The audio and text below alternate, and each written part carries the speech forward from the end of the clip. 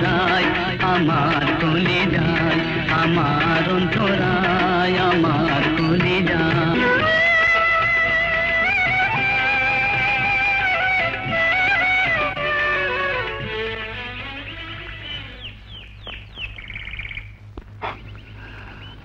আজ নিশ্চয়ই আমাকে অভিশাপ দিতে তোর মন চাইছে। কেন? আমার তীর্থ থেকে আমি তোকে বঞ্চিত করেছি।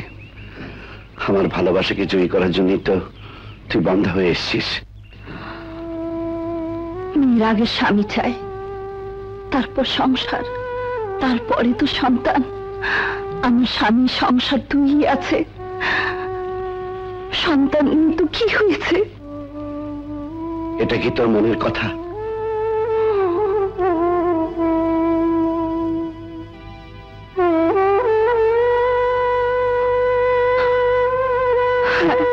এটা তোর মনের কথা?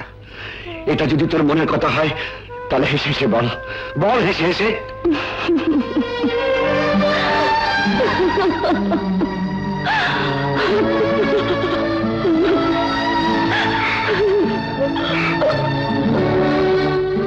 জবা, জবা,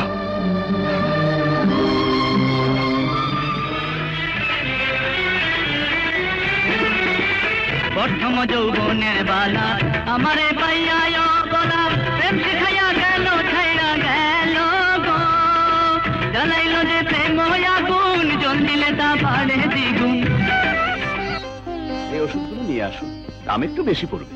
তা হোক ডাক্তার সাহেব, আপনি আমার স্ত্রীকে সুস্থ করে তুলুন। যত দামি ওষুধ লাগে আমি ঠিকই নিয়ে আসবো ডাক্তার সাহেব, আমি ঠিকই নিয়ে আসবো। জ্বালাইলো যে প্রেম আগুন, জল দিলে তা বাড়ে দ্বিগুণ। এখন আমি কি করিও পাই, আমার অন্তরায় আমার কলিজায়, আমার অন্তরায় আমার কলিজায়।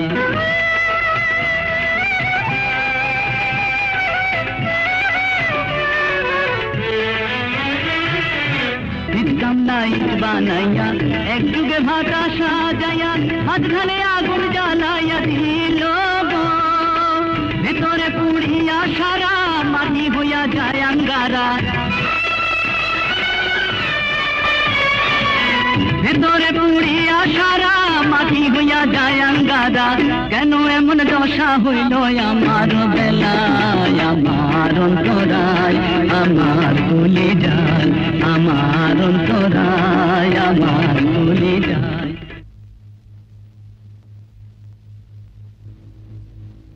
পানি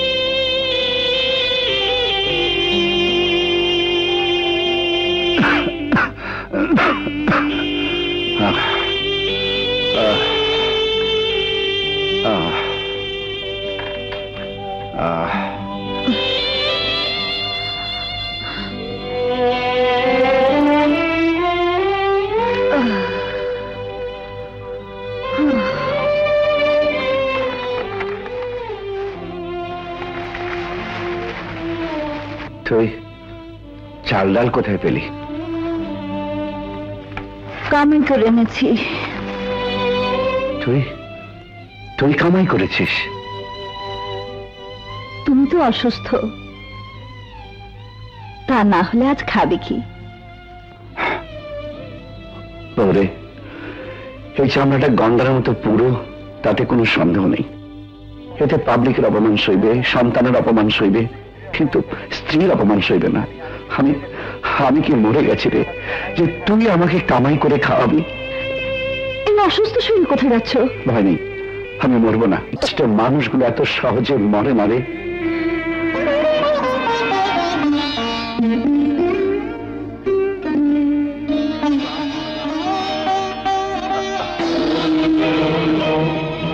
এই না,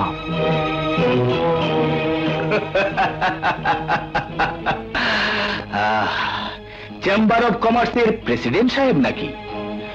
মালাটা কি তাহলে এই রাস্তায় এনে দেবো? হ্যাঁ,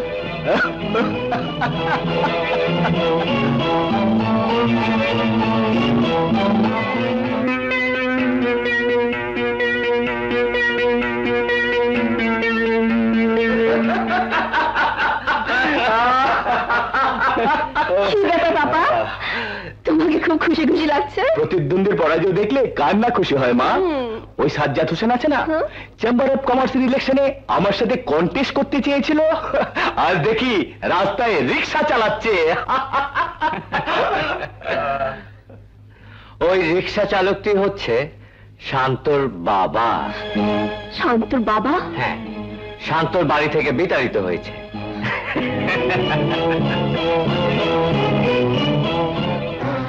কাকে বাড়িতে রাখবো না তাড়িয়ে দেব সেটা আমার ব্যক্তিগত ব্যাপার। আশা করি ব্যক্তিগত ব্যাপারে কোনো আলোচনা করবে না। তোমার উন্নতির জন্য ধন্যবাদ। কি হলো ডার্লিং, আমরা তো একা একা বোর হয়ে গেলাম। Yes darling, coming, just a minute. ওরা কারা? ওরা কাক? আমি ভাবছি তাই ওরা আসে। তুমি তাহলে জীবনের আদর্শকে পরিবর্তন করেছো? বিত্তবান লোকের একটাই আদর্শ হওয়া উচিত, এনজয়, এনজয় অ্যান্ড এনজয়। যাকে তোমার সাথে প্যাচাল করার সময় আমার নেই, চলি।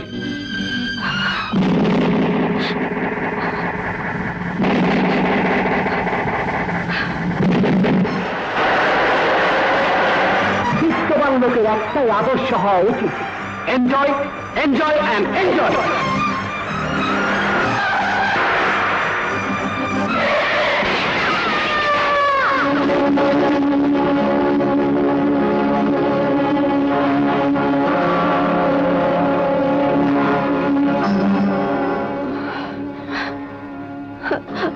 আপনি অমন পাগলের মতো গাড়ি চালাচ্ছিলে কেন? বেঁচে থাকার ইচ্ছে নেই বলে। হঠাৎ মরার শখ হলো কেন? আপনাকে আমি সবকিছু বলে বুঝাতে পারবো না, শুধু এইটুকু বলতে চাই, আমি নারী জাতির কলঙ্ক। এর জন্য দায়ী কে? কি হলো, চুপ করে থেকো না, বলো এর জন্য দায়ী কে? যার কারণে প্রাসাদ ছেড়ে আপনারা এই বস্তিতে উঠেছেন। তুমি কি বলতে চাও? শান্ত? শান্ত? হ্যাঁ, আমি প্রতিজ্ঞা করেছিলাম জীবনে কোনো দিন কোনো কারণে তার সামনে গিয়ে দাঁড়াবো না, কিন্তু চোখের সামনে তোমার মতো একটা মেয়ের জীবন নষ্ট হয়ে যাবে, তাও তো হতে পারে না। আমি নারী, নারীর মমত্বটুকু বুকে দিয়ে মা হয়ে নয়, একজন প্রতিবাদী নারী হয়ে তার সামনে গিয়ে দাঁড়াবো, তাকে জিজ্ঞেস করব একটির পর একটি অন্যায় করার লাইসেন্স তাকে কে দিয়েছে? আমার উপর প্রতিশোধ নেওয়ার জন্য বুঝি বানোয়াট গল্প সাজিয়েছেন? তানি নামে কোনো মেয়েকে আমি চিনি না, তার সাথে সম্পর্কে কোনো প্রশ্নই ওঠে না। মেয়েটিকে তুমি গ্রহণ করবে কিনা বলো।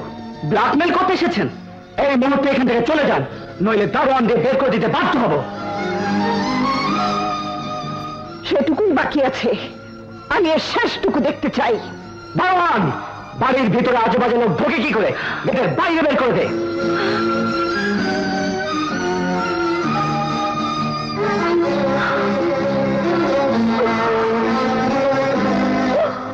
দারোয়ানের প্রয়োজন নেই, আমি যথেষ্ট।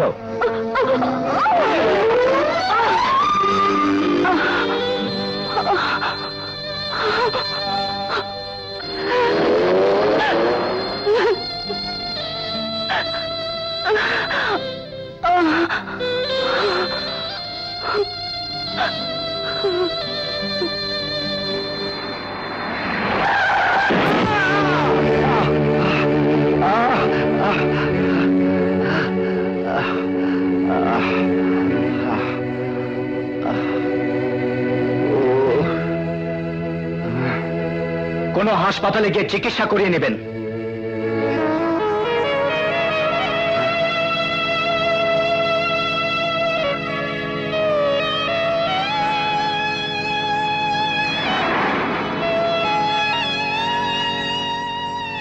জবা, জবা, জবা, দেখ জবা, দেখ দেখ, তো ছেলে টাকা দিয়ে আমার রক্ত কিনেছে, আজ বুঝলাম আমার রক্তের দাম আছে। দেখ জবা, দেখ দেখ।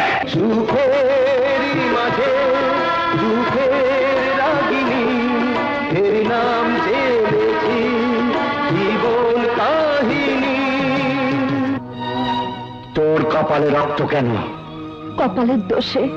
কি করে এমন হলো বল? কে তোর কপাল ফাটিয়েছে? যে তোর কপাল ফাটিয়েছে। শান্ত!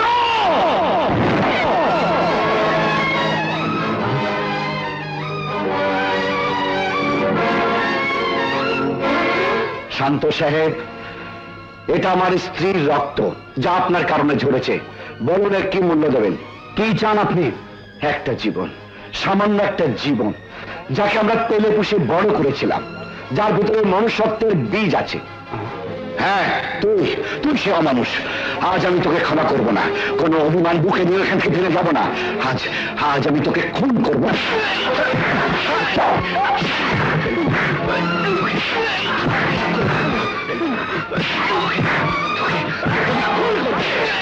দেখুন দেখুন ইন্সপেক্টর সাহেব, আরেকটু দেরি হলে ওকে মেরেই ছেড়ে দিন, আমি ওকে শেষ করে ফেলবো। আপনাকে অ্যারেস্ট করা হলো, চলুন।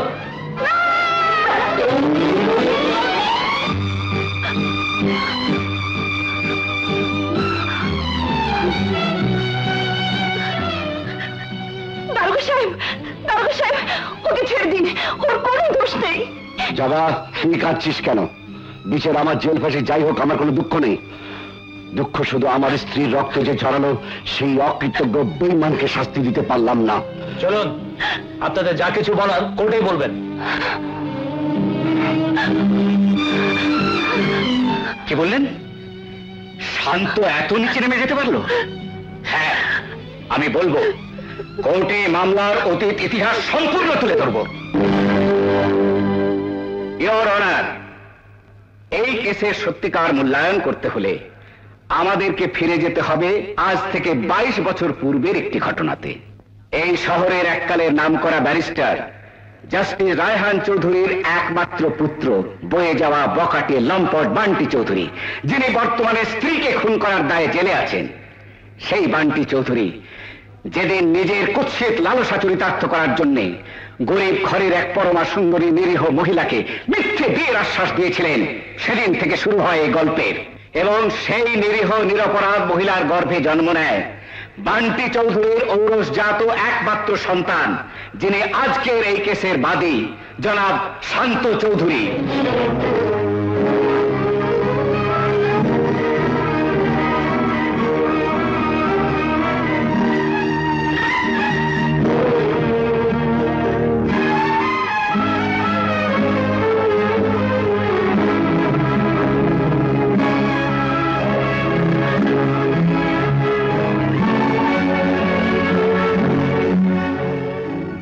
সমস্ত সাক্ষ্য প্রমাণ সাপেক্ষে মানবিক দৃষ্টিকোণ থেকে বিচার করে জনাব সাজ্জাদ হোসেনকে বেকসুর খালাস দেওয়া হলো।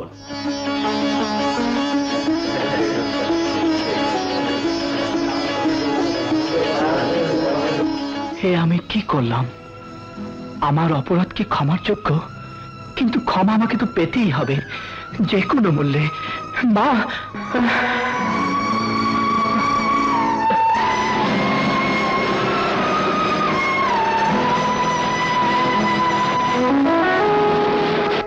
তুমি চলে যাও। আপনি আমাকে তাড়িয়ে দিচ্ছেন? হ্যাঁ, দিচ্ছি। সংসারের মায়া বাড়িয়ে লাভ নেই। যাকে পেলে পুষে মানুষ করলাম, সেই সন্তানই যখন আমাদের অস্বীকার করলো, তুমি তখন এখানে থেকে আমাদের কি কাজে আসবে? আমি থাকবো না।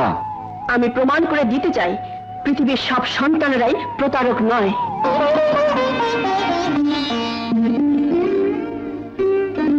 হ্যাঁ ঝন্টু, প্রায়শ্চিত্ত করা এখনো সময় আছে। প্রায়শ্চিত্ত? হ্যাঁ হ্যাঁ, প্রায়শ্চিত্ত।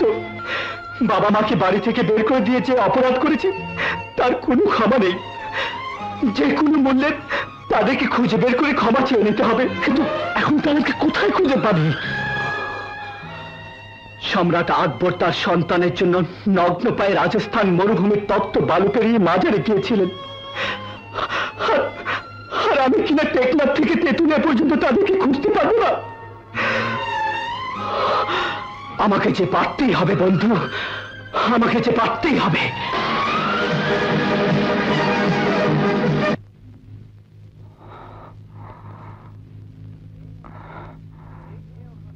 কে?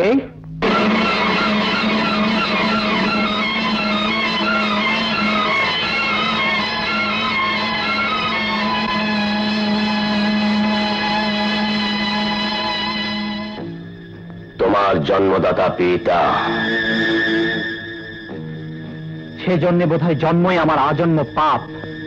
তুমি কি বলতে চাইছো? কোনোদিন কোনো কারণে চলার পথে যদি পিতৃপরিচয়ের কোনো প্রয়োজন হয়, সেদিন কাগজে আপনার নামটা আমি লিখে দেব, কিন্তু আমি বিশ্বাস করি সেটার প্রয়োজন হবে না। শান্ত, আমার মাতৃহত্যার রক্তে রঞ্জিত ওই দুটি হাত আমার দিকে না বাড়ালেও চলবে। আমি জানি আপনি আমাকে স্নেহ মমতা কিছুই দিতে আসেননি এখানে, অথবা আমাকে পুত্র বলে স্বীকৃতি দিয়েও আপনি ধন্য হতে চান না। আপনি যা চান তা হলো আমার সম্পত্তি, আমার অর্থ। অন্যের সন্তানকে লালন পালন করার ইতিহাস পৃথিবীতে অনেক আছে, কিন্তু বিনা স্বার্থে পরের ছেলের জন্য নিজের মাতৃত্বকে পিতৃত্বকে বিসর্জন দেওয়ার এক অভূতপূর্ব দৃষ্টান্ত সৃষ্টিকারী দুজন মহামানবকে আমি নিজ হাতে এই বাড়ি থেকে অপমান করে বের করে দিয়েছি। কেন জানেন? আপনার মতো একজন শয়তানের রক্ত আমার এই শিরা উপশিরায় ধমনীতে মিশে আছে বলে। চল বেরিয়ে যাও বাড়ি থেকে। এই তোমার শেষ কথা? হ্যাঁ হ্যাঁ, এই আমার শেষ কথা। সোজা হাতে যে ঘি উঠবে না, এতদিন জেল খেতেও সেটা বুঝতে পারোনি। আমি এত সহজে ছাড়বো না, আমি এর শেষ দেখব।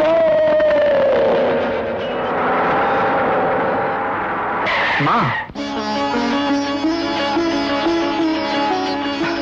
মা, মা, আমি কারো মা নই।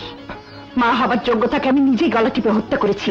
মা, আমি জানি তোমার সব যন্ত্রণার জন্য আমি দায়ী, তোমার দীর্ঘশ্বাসের জন্য আমি দায়ী, কিন্তু মা, তোমার বুকটা এত ছোট নয়, তোমার স্নেহটা এত সংকীর্ণ নয় যে আমার মতো একটা অকৃতজ্ঞ সন্তানকে ক্ষমা করতে পারবে না। বলো মা, বলো আমাকে ক্ষমা করলে কিনা, বলো বলো বলো বলো মা, বলো কত রক্ত দিলে তোমার কপাল কাটা রক্তের ঋণ শোধ হবে? আমি শরীরের সব রক্ত জড়িয়ে দেব। বলো বলো মা, আমাকে ক্ষমা করেছো কিনা, বলো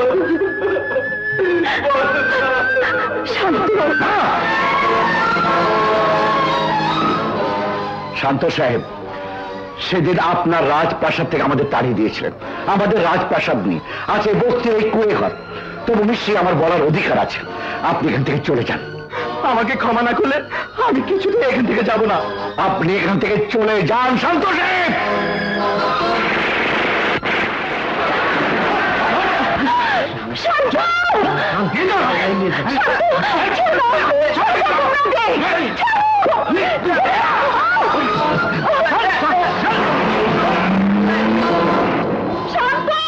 কোথায় যাচ্ছিস? শান্তকে তুমি বাঁচাও, ওরা আমাকে তুলে নিয়ে যাচ্ছে। শান্ত আমাদের কে? কেমন বাবা তুমি? বাবার সামনে থেকে ছেলেকে গুন্ডারা তুলে নিয়ে গেল, আর তোর চুপ করে দাঁড়িয়ে থেকে আমাকে প্রশ্ন করছো শান্ত আমাদের কে? আমার মুখটা চিরে দেখো শান্ত আমাদের কে? তোমার মুখটা চিরে দেখো শান্ত আমাদের কে? তুই কারো মানুষ, আমি কারো বাবা নই। আমরা কারো মা বাবা হতে পারি না, পারি না।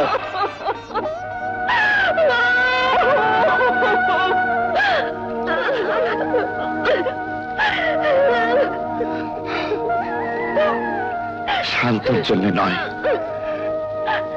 তোর চোখের পানি মুছিয়ে দিতে তোর শান্তকে আমি তোর কাছে ফিরিয়ে এনে দেবো, ফিরিয়ে এনে দেবো।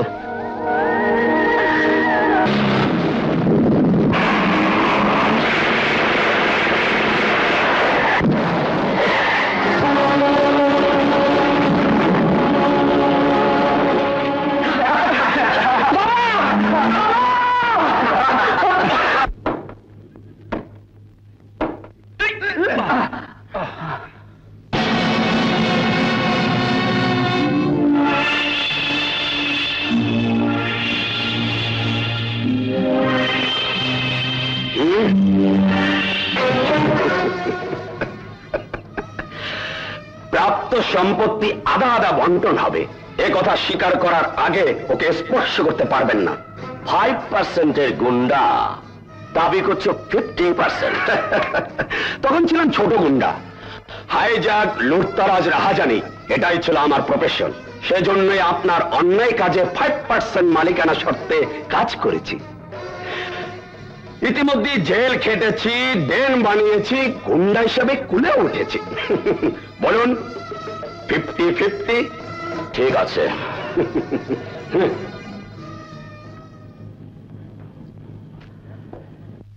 ড্যাডি, আমার বাবা মরহুম জাস্টিস রায়হান চৌধুরী আমাকে বঞ্চিত করে তার সমস্ত সম্পত্তি তোর নামে উইল করে দিয়ে গেছে। সেগুলো এই দলিলে দস্তখত করে আজ আমাকে দিয়ে দিতে হবে। যদি না দেই তাহলে দলিলের কাগজগুলো তোর রক্তে রঞ্জিত হবে। আমার কাছে সন্তান, সংসার, স্ত্রী অতি তুচ্ছ ঘটনা। আমি ঐশ্বর্যের পূজারী, আমার দেবতা হলো টাকা। টাকা আমার জীবন থাকতে তুমি এগুলো পাবে না। দেখি জীবনটা ধারণ করার ক্ষমতা তোর কতটুকু। নাসিয়া,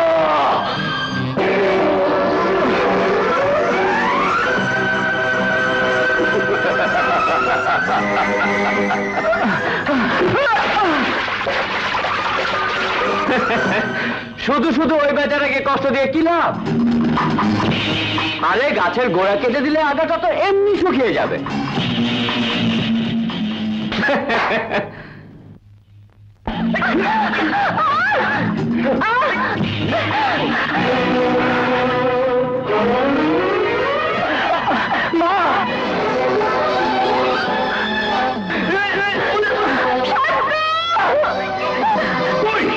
তোর জন্য আমি অনেকদিন শ্রীগড়ের বাসিন্দা ছিলাম। আপাতত তোর পালিত সন্তানকে বল সমস্ত সম্পত্তি লিখে দিতে।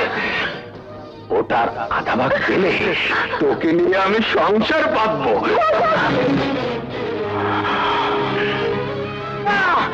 মাকে মেরো না, আমি দস্তখত দেব। অন্যের কাছে আত্মসমর্পণ করবি না। আমার যা হবার হোক, তুই কেন তোর ন্যায্য সম্পত্তি থেকে বঞ্চিত হবি? আগে কথা বলবি মা। নিয়ে যাওকে।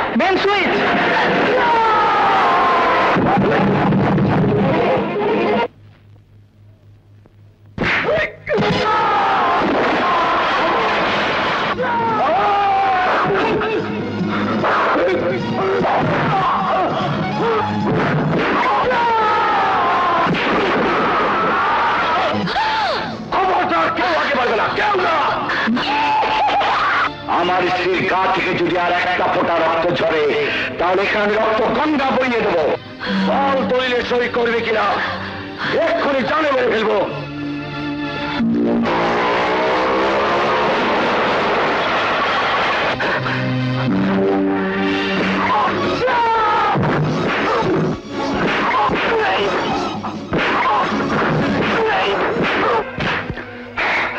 নরপিশাচ তোর মতো বাবারা যদি পৃথিবীতে বেঁচে থাকে তাহলে সমস্ত সন্তানরা বাবা ডাক ভুলে যাবে। তোর সন্তানের গায়ের রক্ত তো তোরই রক্ত, সেই রক্ত ঝরে দিতে তোর একটু দ্বিধা হলো না? তোর জন্য তো চাই মাত্র 3.5 হাত মাটি। এত সম্পত্তি তুই কি করবি?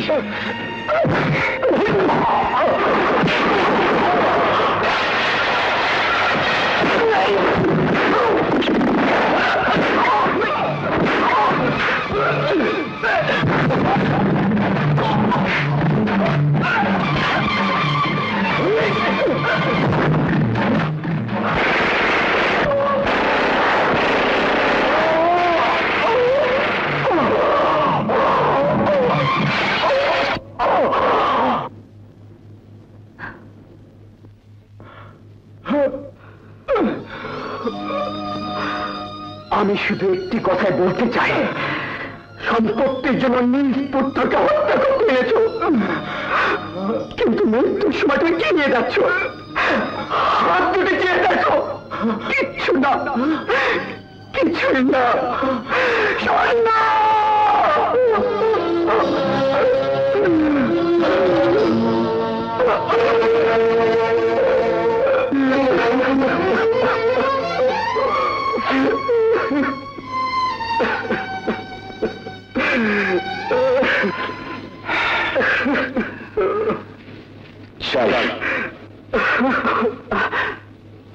বাবা দাঁড়াও বাবা,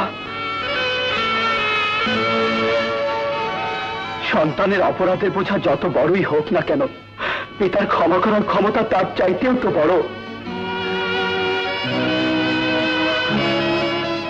আমি জানতে চাই এই মুহূর্তে আমি কি আছি নাকি জীবিত পিতামাতার সন্তান?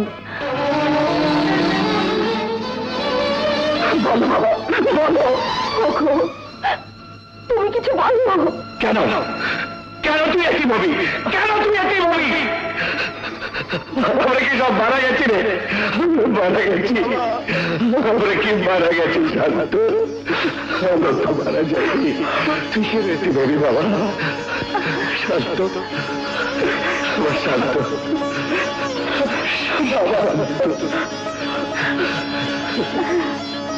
চল মা। দাঁড়াও মা,